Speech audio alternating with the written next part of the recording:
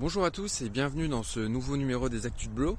On est ici au Héronnières. Donc ce Héronnières, c'est ce lieu qui appartient au ministère de la Culture, qui est situé à 2 pas du canal de Fontainebleau. Ce sont les anciennes écuries royales, donc c'est un bâtiment qui est classé monument historique, qui aurait dû faire l'objet d'une réhabilitation suite à un appel à projet lancé par le château il y a de cela quelques années.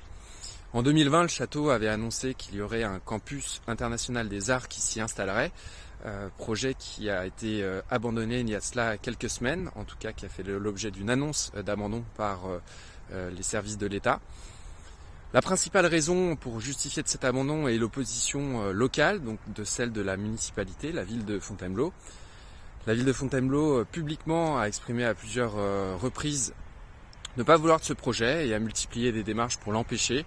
Tout d'abord en triplant ce qu'on appelle la taxe d'aménagement, qui représentait un surcoût de plusieurs millions d'euros pour les porteurs de projets, en insinuant également que les investisseurs étaient des investisseurs chinois, ce qui n'a jamais été le cas. Les étudiants auraient pu être chinois, mais pas des investisseurs.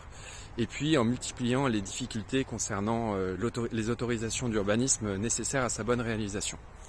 Alors c'est un vrai échec pour notre ville, un vrai échec pour Fontainebleau. C'est comme si Fontainebleau, il y a de ça quelques décennies, avait refusé l'installation de l'INSEAD.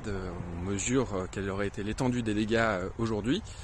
C'est aussi une erreur pour le patrimoine, parce que ce patrimoine exceptionnel est à l'abandon depuis plus de 20 ans et il n'y a aujourd'hui aucune perspective pour le réhabiliter. Et puis c'est une erreur aussi pour le statut de ville universitaire de Fontainebleau, l'apport de 3000 étudiants étrangers supplémentaires, au-delà de l'INSEAD, au-delà aussi de l'IEP qui s'est installé il y a quelques semaines, aurait été un très bon signal pour Fontainebleau et pour son ouverture culturelle. Il faudra malheureusement réhabiliter ces bâtiments d'une autre manière dans les années à venir, mais aujourd'hui les perspectives semblent faibles et donc il faudra être innovant pour sa rénovation qui n'interviendra probablement pas avant plusieurs années. À bientôt.